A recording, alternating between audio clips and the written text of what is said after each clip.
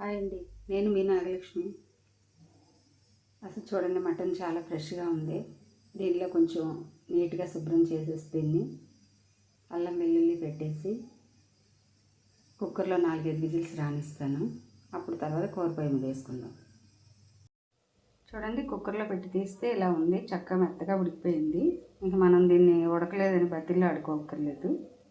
ఉల్లిపాయలు వేగిపోయినాయి, దీనిలో వేసేసుకోవడం.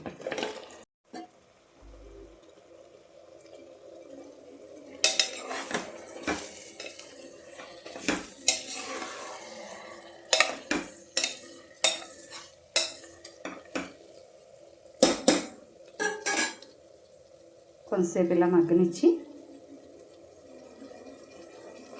ఉప్పు కారం వేసేసుకోవడమేనండి. కొంచెం నీళ్ళు పోసి మూత పెట్టేస్తాను.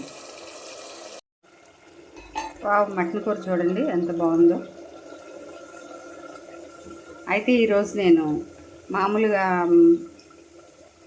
పూర్వం మసాలాలు నూరేవారు కదా, చక్కగా లవంగాలు, దాల్చిన చెక్క, యాలకులు, గసగసాలు, ధనియాలు, జీలకర్ర వేసి, అలాగా నేను రోట్లో నూరలేదు కానీ మిక్సీలో తడి మసాలా అంటాం కదా, అలా గ్రేవీ బాగుంటుంది.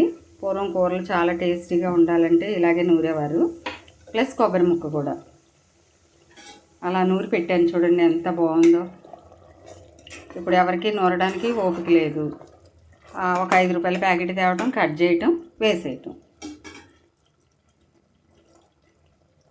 చూడండి, నాకు కొత్తిమీర ఎన్ని కట్టలు ఉన్నా సరిపోదండి. ఈ కొత్తిమీర వేస్తే టేస్ట్ అదిరిపోద్ది, చూడడానికి కూడా కలర్ఫుల్గా ఉంటుంది. ఎంత బాగుందో చూడండి. మటన్ గ్రేవీ లాగా కూడా వచ్చింది, చాలా బాగుంది.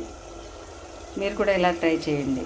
చక్కగా గ్రేవీలా రావాలంటే రోట్లో నూరుకుంటే చాలా బాగుంటుంది. నేను ఇంతకుముందు చెప్పాను జిమ్ వస్తువులని.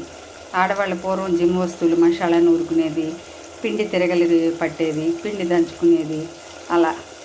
Thank you.